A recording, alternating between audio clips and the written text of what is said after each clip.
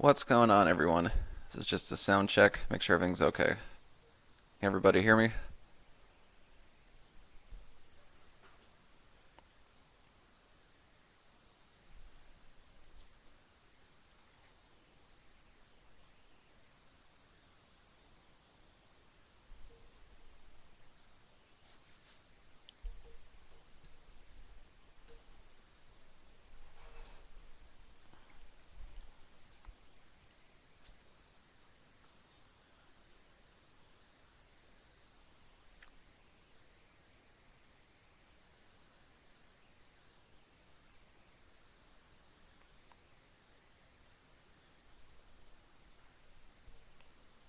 Okay, 12 noon, right on time. You know, Engineer Man streams, they always start on time. Okay, hope everybody's having a good weekend, had a good week. Big news here. Oh man, big news. If you read the title, then you know what's happening next. So while I'm doing the silver play button unboxing, feel free to ask your questions in the chat, and they'll put them in Discord, and then I'll answer all of them right after the unboxing. After that, what we're going to do is we're going to kind of shift gears. We've been doing a lot of coding, tons and tons of coding on this channel, Python, JavaScript, and beyond, C, so on and so forth. So we're going to shift a little bit to, you know, people. If you've been on this channel, you know, with me since the beginning, then and you've watched all the videos, you know, both the series and the normal videos, then you're probably on your way to creating, you know, useful applications. And one thing that we haven't covered at all on this channel is going to be, what do you do with the data? Where's it go? So this stream is about databases, and in the coming days and weeks, expect to see some, you know, database type videos along with some Linux type videos. I want to really focus on that a lot, because once you start creating applications, the next step you're going to have to do is get those applications online, maintain them, set up some of the infrastructure, and then, of course, attach a database to them. Because your application can only do so much, you know, without data. French Fruits, thank you so much for the 10. Geez, already 126K. I feel like we were at 30K yesterday. Congratulations. Thank you so much. Yeah, it's been crazy. End of July, I put out that Craigslist video, and I was at 7,000. And, you know, here we are now, 119,000 later in just August, September, October, just 4 months. So yeah, it's been a crazy ride. And thanks for attending all the streams and being a supporter. I really appreciate that. It means a lot to me. So yeah, we're shifting gears to databases and Linux, and that's gonna be a lot of fun. And when I say Linux, I kind of also mean Mac, because Mac's based on Unix, and Linux is similar to Unix. Therefore, a lot of what you see on Linux will also apply to Mac. So if there's any Mac guys out there, you'll be able to, you know, follow along. Okay, the time has come. So at 103K, I got a notification that said, hey, you can order your play button. And I went there and I did it, and they said it would take like 3 to 5 weeks, and it took the full 5 weeks, but it arrived. There's the box. It's kind of, I know the camera's backwards, but so it came in this black box. So I'm going to open this up here.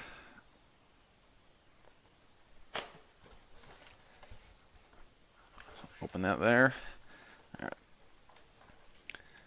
So I got a little card, got a little YouTube paper from the YouTube CEO that says, you've just done something that very few YouTubers will ever accomplish. You had an astounding 100,000 people subscribe to your channel. We know that numbers on YouTube can get really big, but we hope that you don't lose sight of the reality behind that 6-digit milestone. Each and every person has subscribed to your channel, has been touched by what you created. They're inspired, challenged, or entertained. And that's absolutely true. I mean, and that's, you know, that's why we do it. Everybody, you know, I was talking to the team the other day that the people that come on Discord and they watch the videos, like there's life-changing stuff occurring in there. There's a lot of young people who are getting into programming, and there's tons of help in here, and you know, so it's really great and all that. So Alright, so that's that. I got a little protective coating. Just put that over here. And here it is.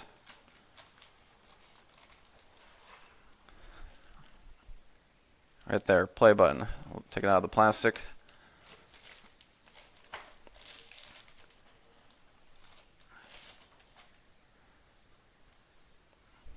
So there it is. It says, presented to Engineer Man for passing 100,000 subscribers.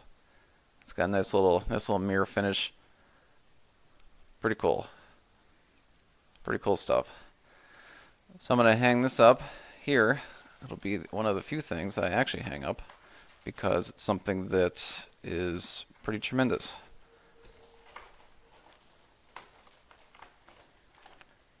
I'm glad everybody could be here to sharing this with me. But that's that. So back to the code.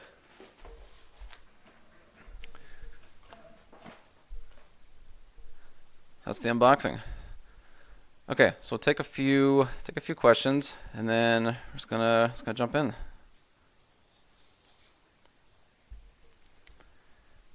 How did the channel develop from the first plans?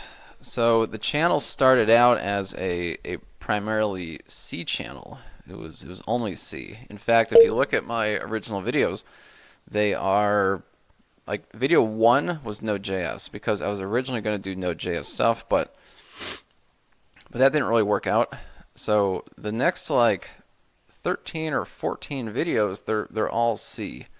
And I was doing a lot of work in C at the time, and there was not a lot of C videos, and I thought it was important to put some of those out. And it was also in response to a friend of mine was looking for C videos, and I told him I'd help him out by creating a couple videos for him.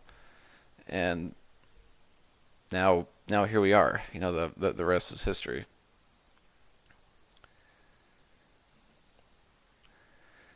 So the software used, I would recommend, I'll briefly describe it here. I actually did a video. If you look at it, it's a video called like my tech, my workstation, server, and all that, and I outline everything I use. It's all the specs for my computer, it's all the software on my computer, it's my server, it's all the software on the server. It's pretty much, you know, I even wrote what kind of keyboard I had. People laughed at it 'cause it's an $8 Amazon Basics, but it's easily the best keyboard out there. And so definitely check out that video. That has all the equipment. But to answer, I assume what you're asking is what editor I use, and I use Atom Editor. And you can go to atom.io, atom.io. So my first programming language that I ever used in my life is probably going to be QBasic. And this was so long ago. You know, this was when I was 9 years old. But I didn't do anything major in there. That was kind of the first introduction to, well, what can programming do? You know, what are these things even for? And so QBasic was the first, but the first like major one that I did a lot of work in would have been Visual Basic 3 for Windows 3.1. And that was roughly when I was probably late 9, 10 years old, maybe 11. Oh, supported question. Yeah, I wonder if Ian has experience. Well, I have a great answer for that. So, I wonder if you have experience as a new developer. It's hard to stick to something and find myself jumping all over the place from Python to full stack, JS to random, Android bursts of energy. What advice do you have to help people focus on specific tech and tools to actually get better at them and not just be mediocre at everything? So, I have a great answer for that. To stop from jumping around, try to take on a project that is not, you know, like super huge. Try to take on a project that you know will only take you a couple weekends, something like that, and one that you will for sure finish and that you can put online and you'll feel, oh, got deleted. You can put it online, and it will, and then you can start iterating on that product. Because what's really difficult is if you work on a project for months and nothing ever happens with it. It gets very discouraging, and it makes you want to skip around. But if you take on a smaller project, and it's okay if that project grows into a large project, as long as you can create something useful in the beginning and put that online. Because once it's online, then you could slowly iterate on it, and by iterating on it, you could start learning newer and newer skills for that particular thing. I think I covered the whole question. The question got deleted. I'm sorry if I missed a little bit of it.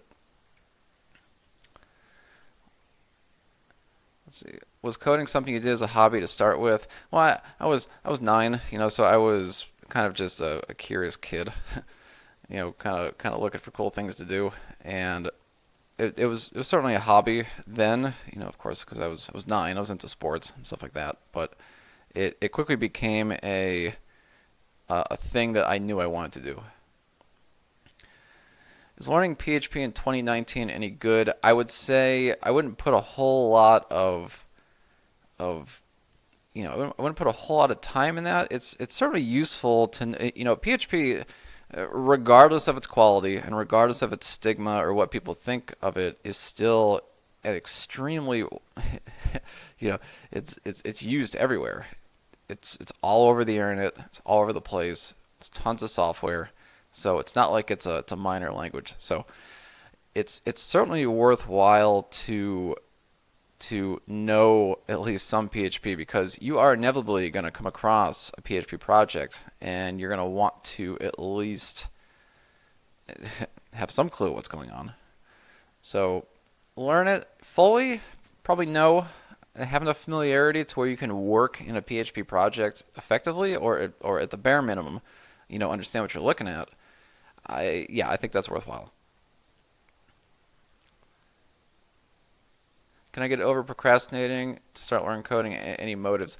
So that's kind of like what French Fruits offered is, or asked, is the way to feel good about a project is to get something out there that's usable. It doesn't matter if it's just a tiny thing. Just put something useful out there. Maybe it's just a text box and it's a button, and you type a term in there, and it goes and it pulls images from a site. Like, okay, you're done. That's it. That project now is useful, and people will go use it and check it out, and you have a foundation to build it into a bigger project. However, you'll feel very rewarded for having put that out there on the internet, and then it'll make you want to do more. So that's, yeah, the quickest way to kill morale for any developer is to make sure that developer never sees their tools out in the wild, and nobody ever sees it. That's how you kill morale, and that's true in teams and individually as well. What are your thoughts on stored procedures? Do they offer value, or should logic never be in the database? So there's a couple schools of thought. My school of thought is that if you can, okay. So in short, I'm a proponent of stored procedures, and I'm a proponent of that because the database is often going to be faster than your code, and that's because you got to pull the data out and then run the same code that you would have done at the database level, and then you just incurred tons of overhead. So I'm a proponent of stored procedures. However, I'm not trying to do everything in the database, but there's certainly things that are worth doing in the database that you wouldn't want to do in your code. And those are things that you would have done with tons of post-processing anyways. So rather than pulling out 30,000 records into your application and doing your post-processing there, you would simply do it in the database.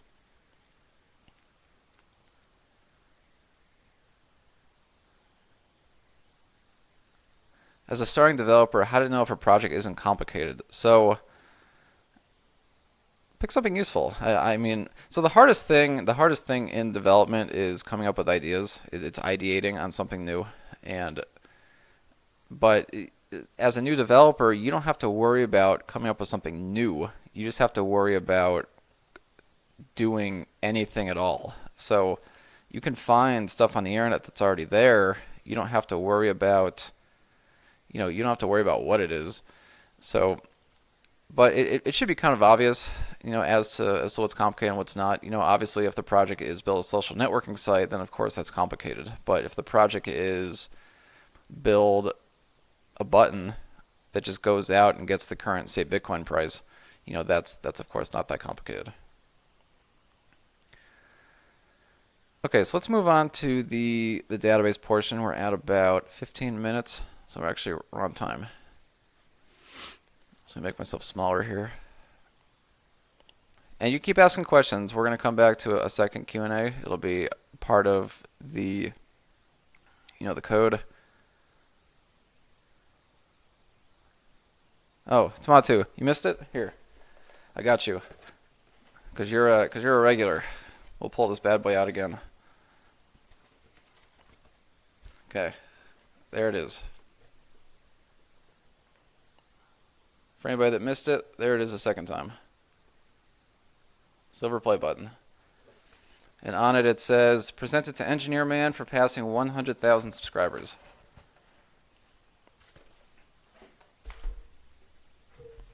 See, there's perks. There's perks to being a regular in the Engineer Man community. Of which Tomato is one.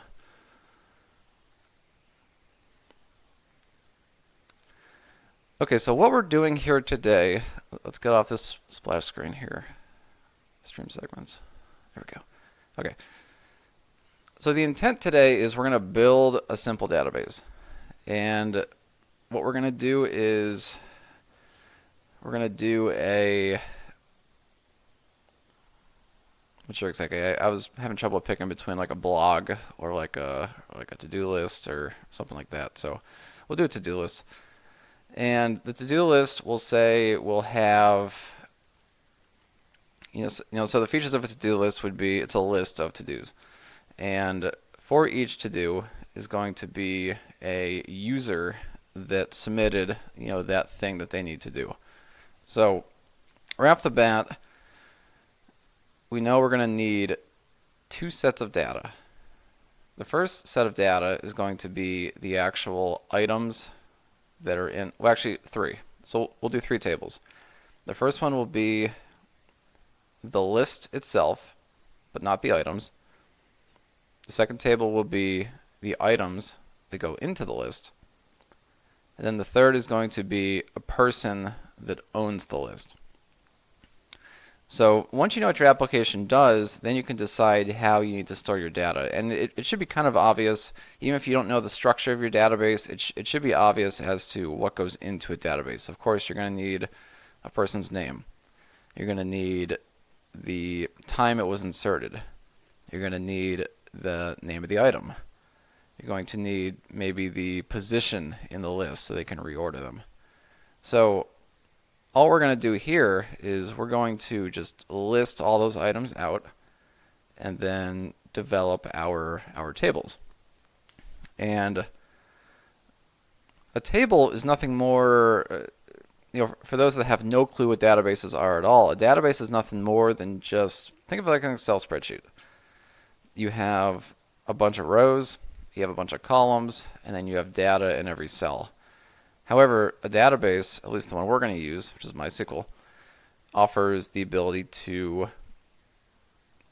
make individual columns a specific piece of data. So you could say this column must contain a number, or this column must contain a string of characters.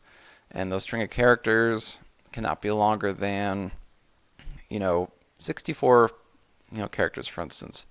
And this column must contain a decimal. And then this column can maybe contain nothing. So that's the benefit of a real database. We call it a relational database over, say, a spreadsheet. So we're going to start by building a table. We know we need lists, list items, users. So that's what we're going to do. We're going to build that. So to create a table, and the typical engineer man way is we're going to do it the hard way. Of course, there are GUI tools that let you build databases, but we're going to do this we're going to just write out the SQL command, and then we're going to dump it in the database. And then it's going to be fun. So to create a table in MySQL, you simply do create table, parentheses, you hit enter. So in here, you could start defining what the what the field name should be, what the constraints should be, whether it should be nullable, something like that. But we'll do it very basic. So every table starts out with an ID. You got to have an ID, and that's because every row must be identified uniquely. And so for our, oh sorry, I missed something. Create table lists. So you put the name of the table there. So we have a table of lists. Each table needs an ID to identify that row uniquely. So a typical convention would either be ID, or I like to do list ID. And that's going to be the name of our table. So list ID is going to be our, it's going to just do 1, 2, 3, 4, 5, 6, 7, all the way up to whatever. So do list ID is the first thing. The second item is going to be the type. So list ID, of course, is an integer, so we do int. List ID is always a positive integer, so we'll do unsigned. And then here you could specify, can it be nullable, and it never will, so you do not null. And then MySQL has a special thing you can put in here that will make it auto increment automatically, and you do so by writing auto_increment. And that's our first field, list ID. Simple. So now we need just the rest of the items for our list. So we need maybe a list name. So again, the first item is going to be the name of the field, so name. And then name will say it can have a max length of 128 characters. So for that we're going to use what's called a varchar, whatever you want to call it, which is variable character. And then inside here, put the max length, 128. So this is the equivalent of this. That's the type. So the next thing is the same as here, not null. And because somebody has to put a name, it would never be a null value. So put null, or put not null. The time where you would use null values is, a null value is when there's nothing there at all. And that's different from an empty string. So in a database, an empty string is just, it's still a string, it just has no value. Like an empty string would be that. But a null value means there's just nothing there at all. A good analogy would be like a bank account. So if your bank account has a 0 in it, you have no money. But if your bank account just doesn't exist, then you have no bank account. It doesn't mean you don't have any money, it just means you don't have a bank account. So the same thing applies here. And so I typically set null values when I know the field is not required or where null is semantically appropriate. So I got two things here. I got name, which is a 128 character string, maximum, not null. And then that's it for that. The next thing I need is going to be probably the owner. Probably going to be the owner of this list. So I know I'm going to have a table called users.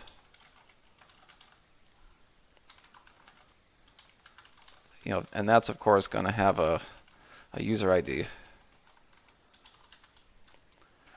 So this is where we get into this concept of foreign keys.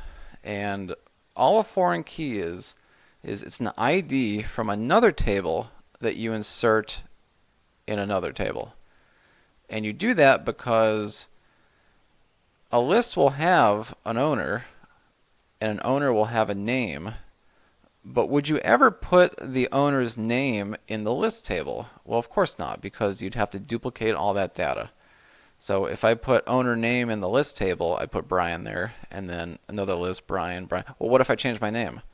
How would it update, the list? Well, you'd have to go back and update the entire list. So rather than putting hard-coded values in the list table, we simply put an ID which references a record in another table. And that's all that is. So here I'm going to do, I'm actually going to put this above this. So I got a table called users with a field called user ID, and I'm just going to put the exact same thing here in this table. That's it. Now I got a user ID, int unsigned not null. And that will allow me to reference the users table when I pull up a list. So the last thing we need is a primary key. And a primary key is nothing more than what is the primary value in your table that makes it unique. And a primary key can be, it could be one value, it can be a compound value, it could be two of them, it could be whatever. So primary key, list ID. And then we're almost done. All we're doing now is just, the last thing you put here is you specify an engine, you specify your character set, and you specify your collate. So in our case, we're using InnoDB. We're using UTF-8, and then UTF-8 Unicode. And over time, you'll be able to just type that out, but you could just copy and paste it if you want. It's going to be the same for every table, or it certainly is here. So we have our lists, we have our users, and then now we need list items. Oh, wouldn't it make sense to make the table name singular, single? So that's a point of preference for database work. You're going to find a number of different preferences in database work. And some people like a table called list, a table called user. But I like to think that this table should be users because it has a lot of users, and then each row would be a user. So I do user ID, list ID. But you'll find people that will do singular in tables. You'll find people that will do plural. You'll find people that will do camel case, underscore case. There's no real. You're going to find all kinds of different stuff. So really you just do whatever's preference. However, to your point though, singular and plural, the other table we have to create is list items. And that's going to be the to-dos in each list. So I got to create yet another table here. Create table, list items. And then this is where you'll notice I did list items rather than lists items, and that's because it's the items of one list. So I'm naming it semantically in a way that makes sense when you look at it. And keep in mind that it doesn't matter what you name it. It's all about who has to maintain it. If it's just you that has to maintain it, name it whatever you want. You can create table A, create table B, create table C. That's up to you. But it makes sense to make all your data look properly. I like my foreign keys, my primary keys to match. I like my tables to be plural, and I like everything else to be a singular version of the table. So, but what technically speaking, it doesn't matter what you name it. It's just you got to maintain it. You got to type that stuff in your code, and you're the one that has to use it. Right.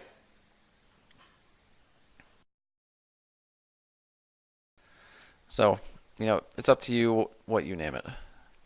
So for list items, just like we did list ID, for list items we do list item ID. Now, this is another point of preference. A lot of people like to just do ID, ID, ID. I like to do the plural version, the singular version of the table. So I drop the S at the end, I attach an ID. That's my particular way I do it, but you don't have to. You can put ID here, if you wanted to. It's just the problem with putting ID there is if you have to use that field name in another table, you're probably going to do list item ID. And now you're doing joins that look like, list items.id equals some other table dot list item ID. And it looks weird. It doesn't make sense. So I like it all to match, but it's not technically required. The database will look just fine no matter what you put here. So just like my other table, this is also an integer. It's unsigned, which means it can't be negative, and it's not null. So it's the same as everything else. So the next thing I need in my list of items is I need the content of that item. So we could call this a to-do or content or whatever. We'll call it content. And then depending on the length of the to-do depends on what data type you use. So we use varchar 128, but if you have a huge string and you think it's going to be like 65K, then you would want to use this thing called a text. So rather than that, we're going to put text. And the big difference between text and this is that text, besides supporting a lot more characters, text is also stored separately from the table. So with a text, the item has a pointer which goes to the actual content. Whereas with a variable character, it's just stored right in. Yeah. So I'm going to do text and then do not null again because it has to be there. And then that's it. So I got my list, I got a user, I got a name of the list. Oh, I probably need some dates for both of these. So I want to know when the list was created. So I can do a field called like created at, and then MySQL has date, it has time, and it has date time. So depending on what you want to store, if you want the full date, like year, month, day, hour, minute, second, if you want all that, then you need date time. So I'll do date time, not null. Then I could put the same thing down here. Put that row as well. So I almost have my stuff done. I do need a primary key, of course, just like I had here. So I'll add my primary keys.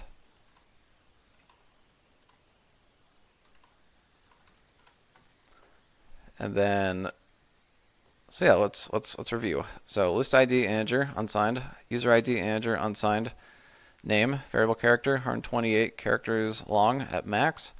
I got a create at, which is a date time, and that's it for that. Primary key is list ID. List items, I got a list item ID, I got a content, I got a create at. Oh, I forgot something. So for the list items, we're going to want to track whether or not that item is done. We're going to want to know when they check it. So I'll put something like is done. And for this, I want a smaller integer.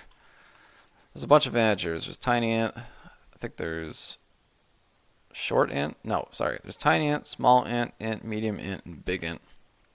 The only difference is how many bytes they're required to store and how big it can be. So tiny int, unsigned, not null, stores values from 0 to 255. And because we know this is only going to be a 0 or 1, that's perfectly valid there. There's another one called a bit that you can use, which is literally just 1 bit, but it's a binary character, and sometimes applications can't handle it well. So I like to just use tiny int. But again, another preference.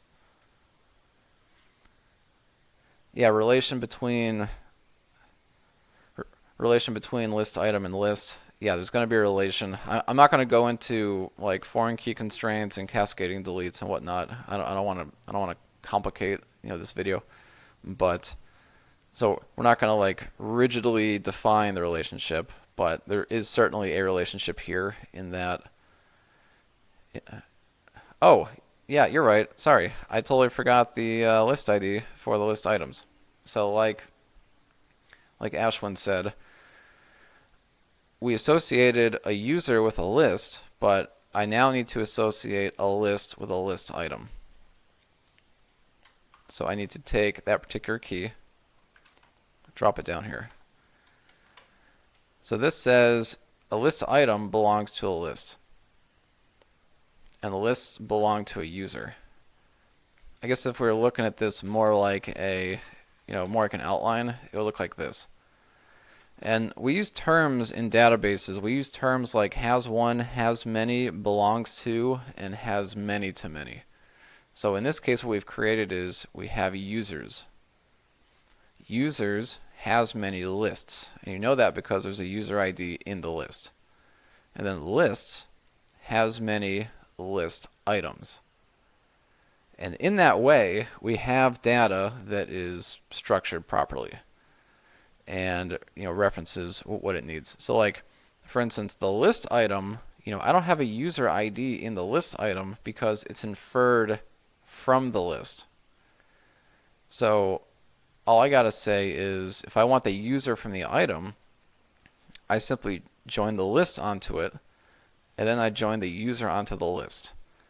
And thus I get the user for that list item. So that's why you don't see something like a user ID that is in the list item itself.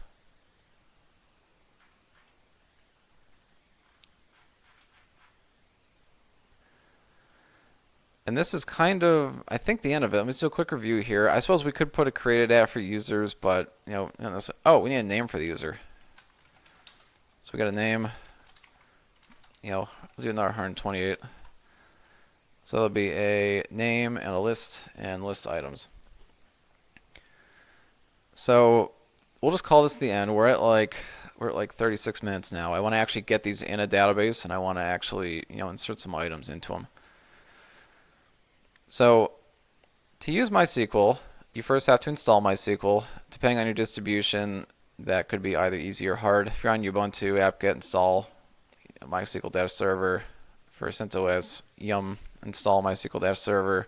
For Mac, maybe brew install MySQL. And then for Windows, I would just go to mysql.com/downloads, I think, and then just download it from there. So, but once you have it, you can get access to your database by typing MySQL, and then -u, and you put the username. So I made mine just root because it's just a just a local database that I'm using just for this. And then -p. So it'll ask you for your password, and my password is root. And then here I am. So I'm now at the MySQL command line. So at this point, I need to create a database. And I can do so by typing create database, and then the name. So I'll type to-dos.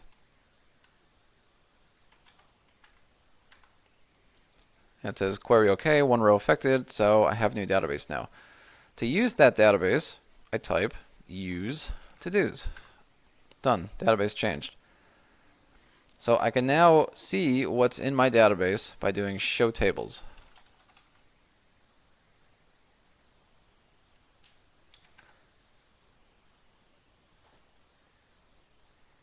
Okay, yeah, I'll do that. So show tables, you can see empty set. I have no tables right now. So to get tables, remember I already made the queries, so I'll just dump these in here. So that's one table.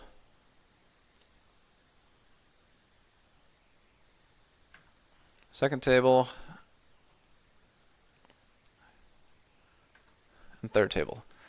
So now if I do show tables, I now have three things in here. I have list items, lists, and users.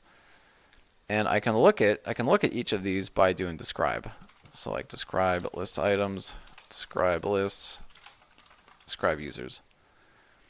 And this will show me all of the information about these tables. So, and this is everything that we already wrote. So you could see that for the, for list items, I got all this information, int 10, unsigned, tiny int, text, date, time. It's everything we just did.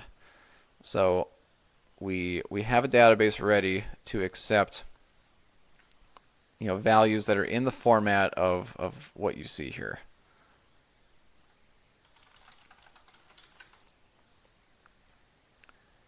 So what I want to do now is I want to actually insert some data, and then from there we can start manipulating that data. So I'll insert a user first. To insert, you do insert into users, and then from here you can specify the columns that you want to insert on, or if you just want to insert on all of them, you can just not do that.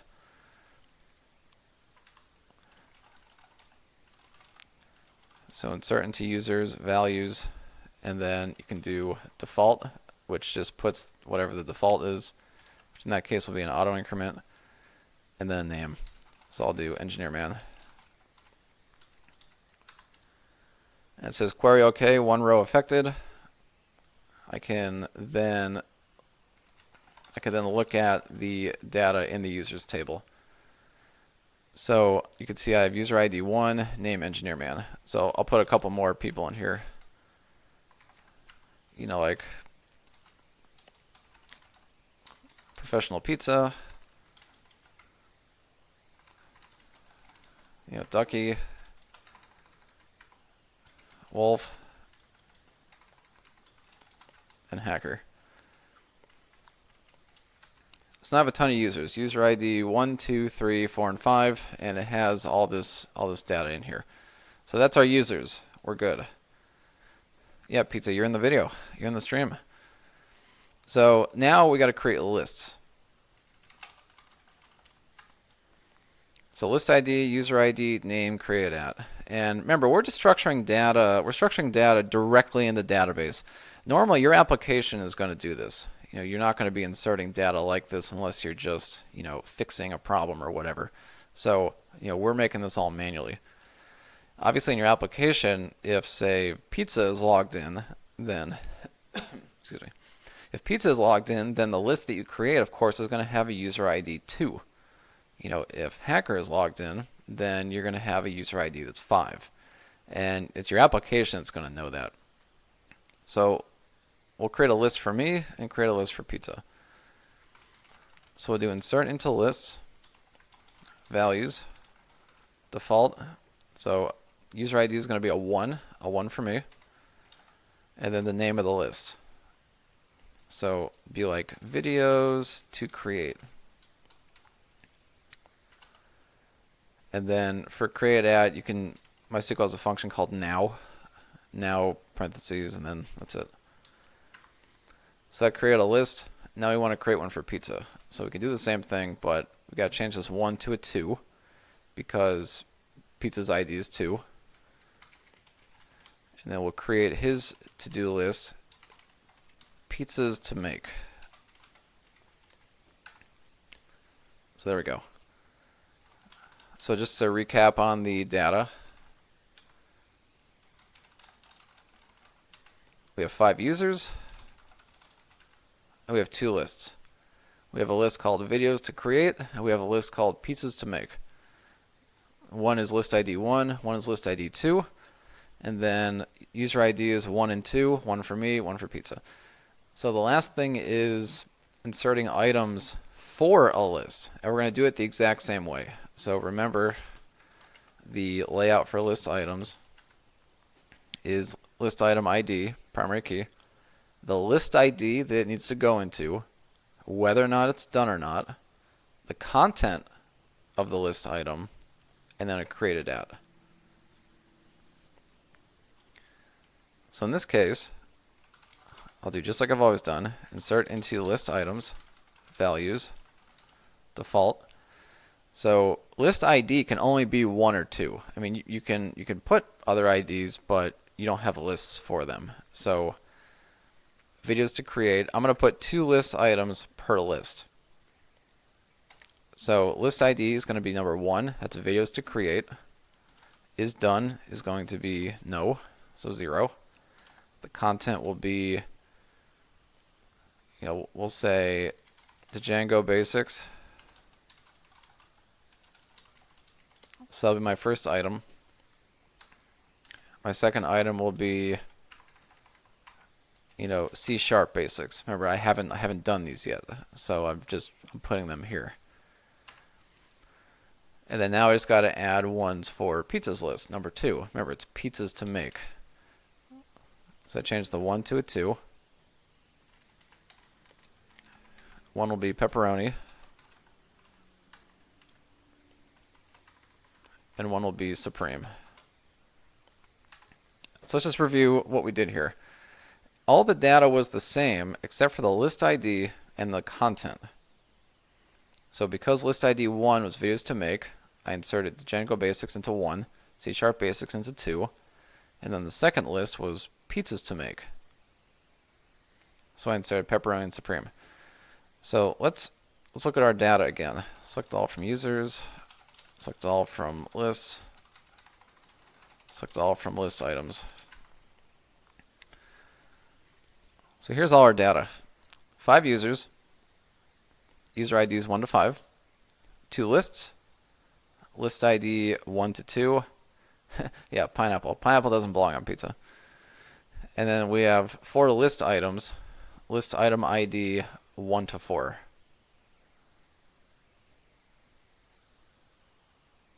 Okay.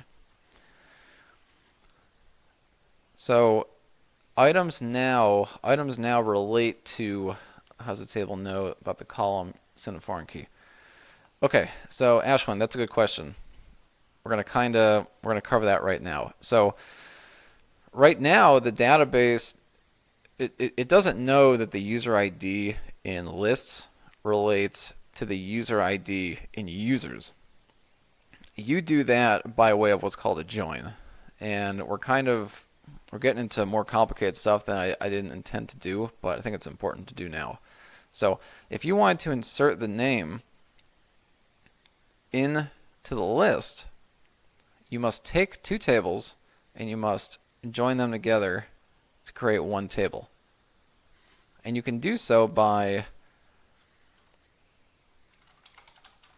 you can start by selecting all lists. So select all from lists as L.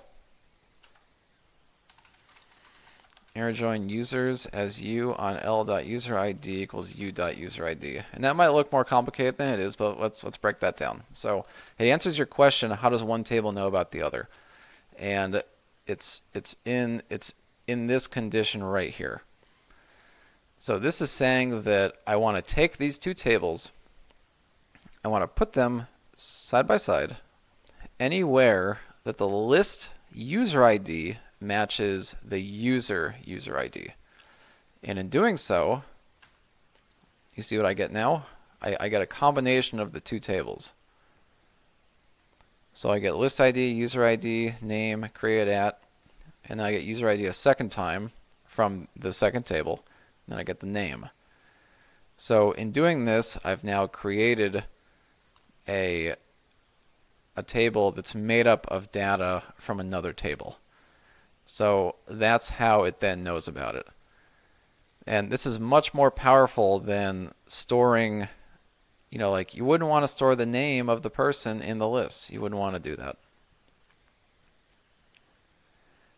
Yeah, so constraint FK, there is constraints you can do. I didn't want to do it because it's just confusing. I didn't want to actually go that far, but now that I'm doing joins, maybe I should. You can.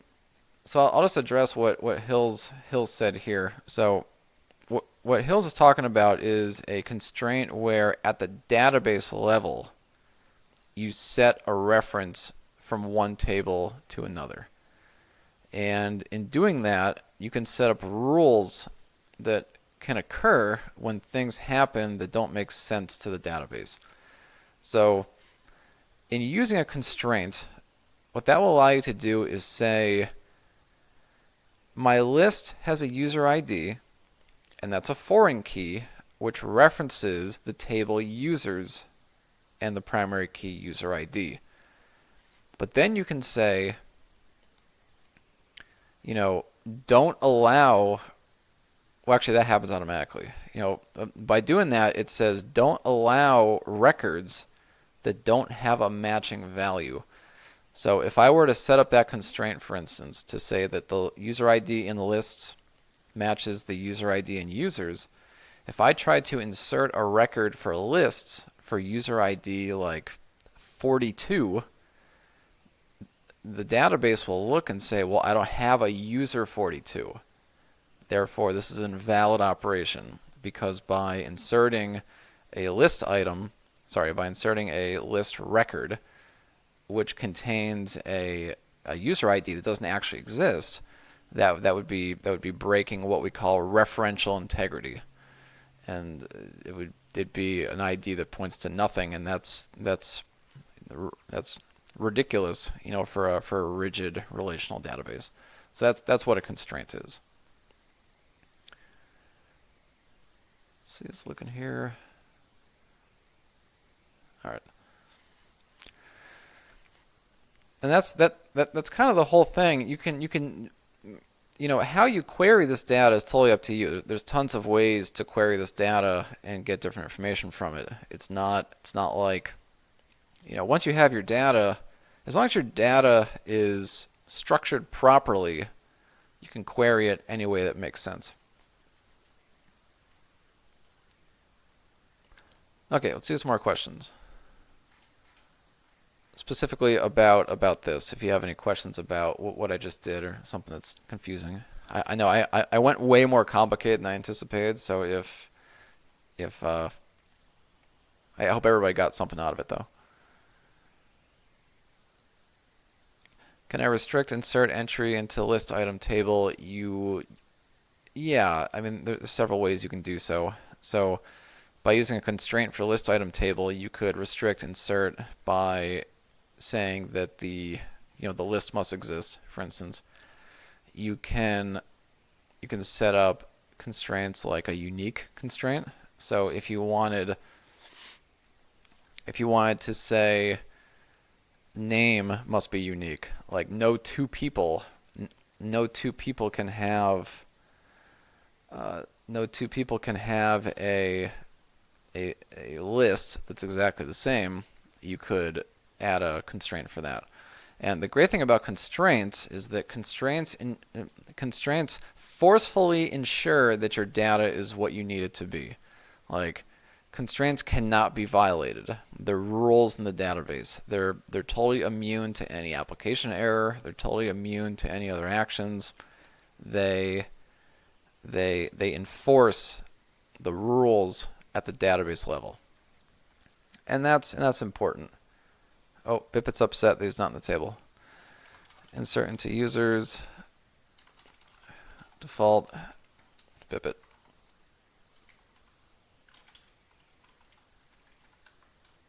Uh-oh.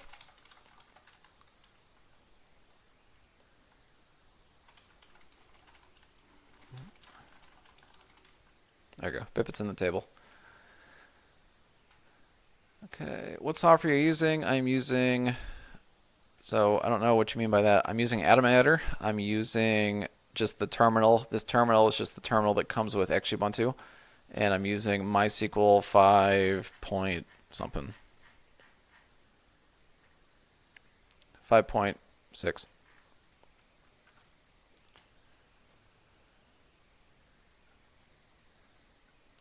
Is SQL faster than a Python set?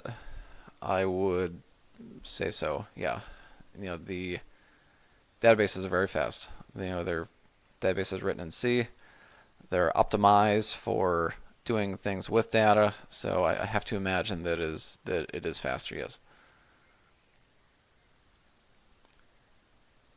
Let's see.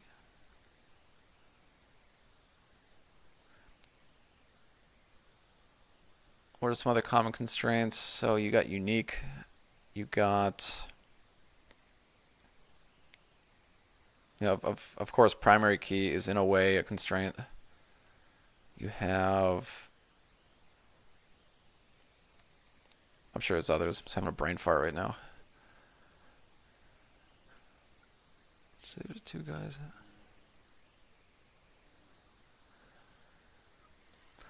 So, okay, can you just explain? Let's see. Two guys having a database. How can you make a constraint for one of the guys to just see the list items? So you would do so. That would occur.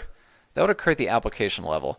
So users of your application, you're going to have to authenticate them, and you're going to say, okay, is this engineer man? Is this pizza? Is this ducky, wolf, hacker, Bippet?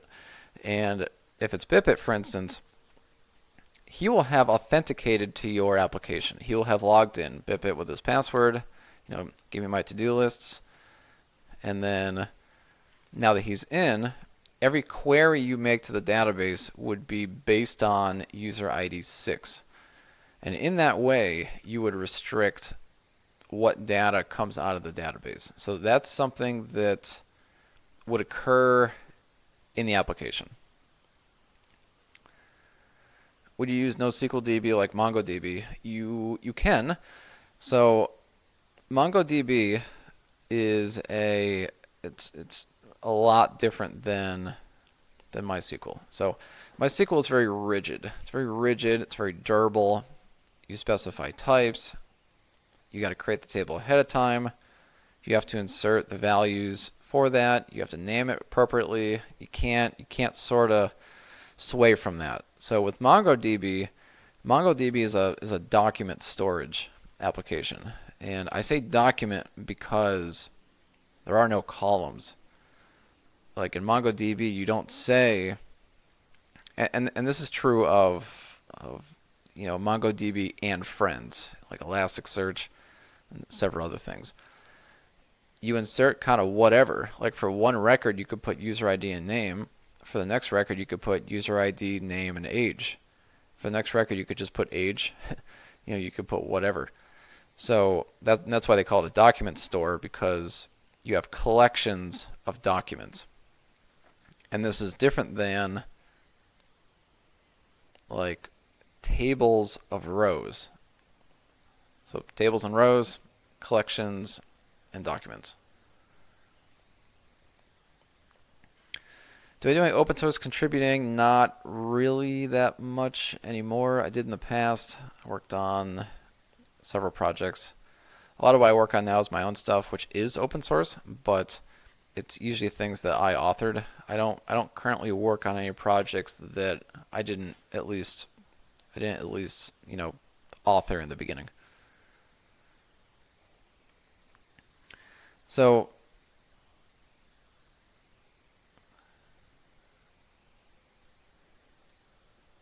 no, I have not made a rat. Yeah, so MongoDB it has an important role though. I mean, MongoDB and friends. Again, when I'm talking about MongoDB, I'm talking about these high performance, document oriented databases. They have a role in the world. MongoDB is highly scalable, and that's because there's always trade-offs. MySQL is very rigid. And in being rigid, you get access to things that a rigid database offers, like transactions, atomicity, and the durability of the. Oh, thanks, Zach. Appreciate that. Appreciate the 20. Yeah, EMKC. Thanks, man. Appreciate that. MongoDB is highly scalable, and oftentimes you hear people talking about this concept of big data, and you often hear people talking about MongoDB in that space. You never hear people talking about MySQL in big data, and that's because that's not really what it's for. MySQL is supposed to be your durable, stable storage platform, and that's what it's good for. So, that's why That's why I don't like when people say things like, is MySQL better than Mongo? Is Mongo better than MySQL? Should I use one or the other? I think you should use both. That's what I do.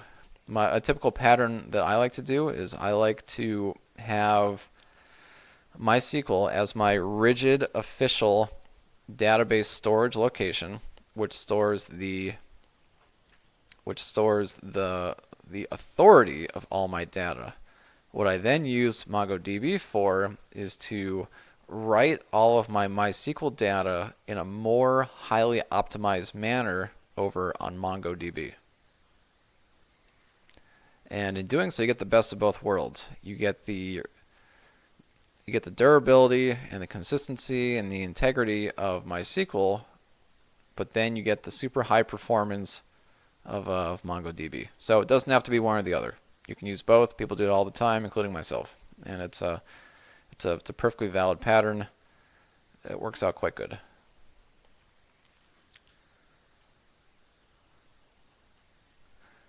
Okay, I'll take like one or two more questions. I'm right at the end here. We're at 1 p.m. So we're gonna wrap it up here in a second. Let's see. Yeah, because your list is auto increment, so let's say you have 10 users, one user gets deleted.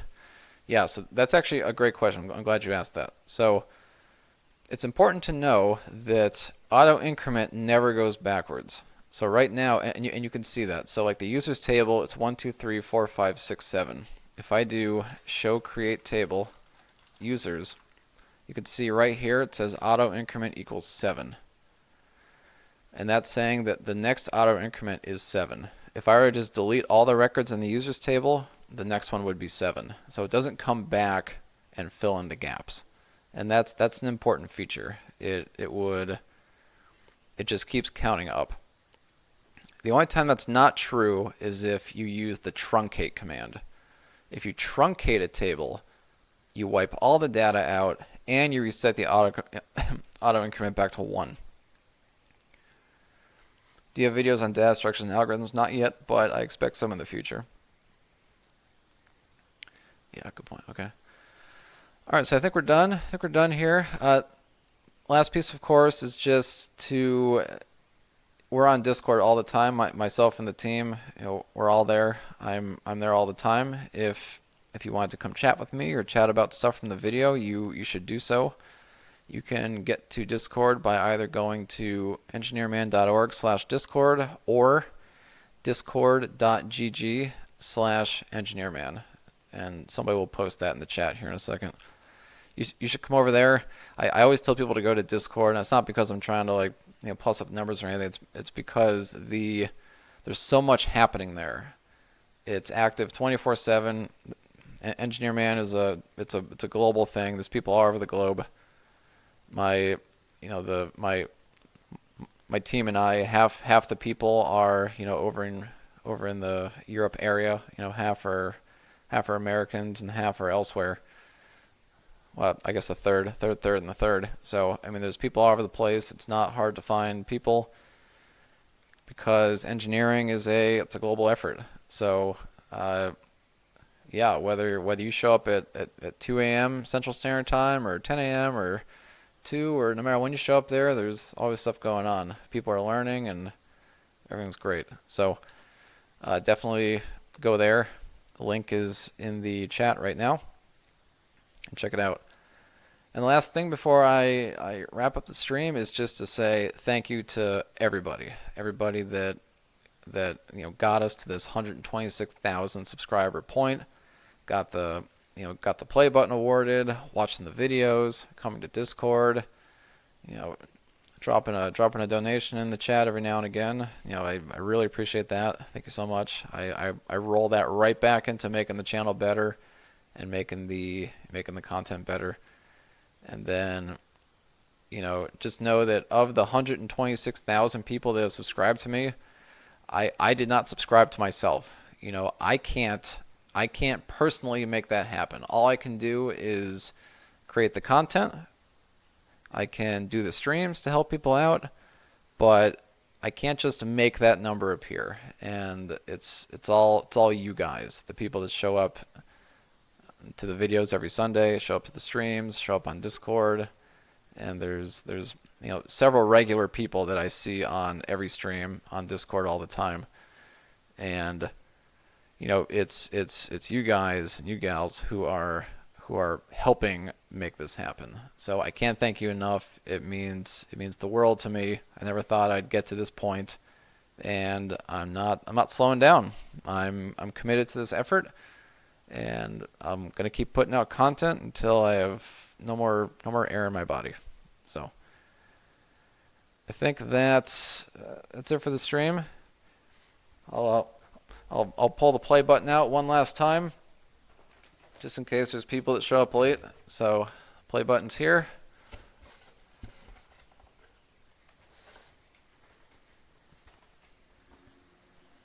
And there it is. Oops. Okay. Play button is right there. Of course, it's backwards because my camera's backwards, but you know, can't win them all. Okay, hope everybody has a great rest of their weekend. Come check out the server. We've got a new video coming tomorrow. It's going to be good. And stream in 2 weeks from now, just like usual. And if you have any questions on the stream content, I'm gonna put the content on GitHub. I'll put a link in the description. You can just copy and paste that stuff right into your database and play with it, or come to Discord and chat with me or the team, and we'll get you hooked up.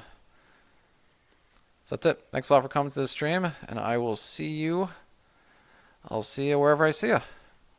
Take care.